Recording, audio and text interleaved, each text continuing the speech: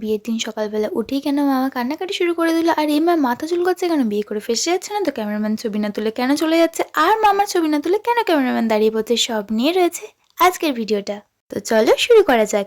আজকে ছিল মামার বিয়ে, আর সেই মতো সকাল সকাল কিন্তু বসে পড়েছি।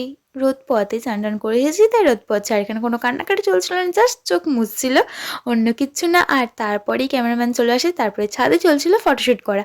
যাক, মামা তো কিছু পোজ দিচ্ছিলো, আর এখানে আমরা বোন বোন দিদিগুলো সবাই মিলে একটু করছিলাম এক্সট্রা পাকামো। যাই হোক, তারপরে কিন্তু ছাদে যেহেতু ছবি তোলা ঠিকঠাক আর হলো না, তাই মনে হলো এবার না, একটু বাগানের দিকে গিয়ে ছবি তুলতে হবে। সেই মতো সবাই মিলে চলে গেছি বাগানের দিকে, সবাই মিলে ছবি তুলবো না, না শুধু মামা একা গেলে যেহেতু লজ্জা পাবে, তাই সবাই মিলে যাচ্ছিলাম। আর এখানে ক্যামেরাম্যান মোটেও ছবি তুলছিল না, সে আর কি মামাকে বলছিল কীভাবে দাঁড়াতে হবে, কীভাবে ছবিটা তুলতে হবে, ব্যাস, অন্য আর কিচ্ছু না। আর এদিকে আমরা এই কজন এসেছিলাম যেহেতু, তারপরে আর কি দেরি হচ্ছে বলে আমরা আবার চলে গেলাম। আর তারপরে আমি এসে দেখি মামার চলছে এখানে আশীর্বাদ আর এই বিয়ের নিয়ম কানুন, আর কিছুই না।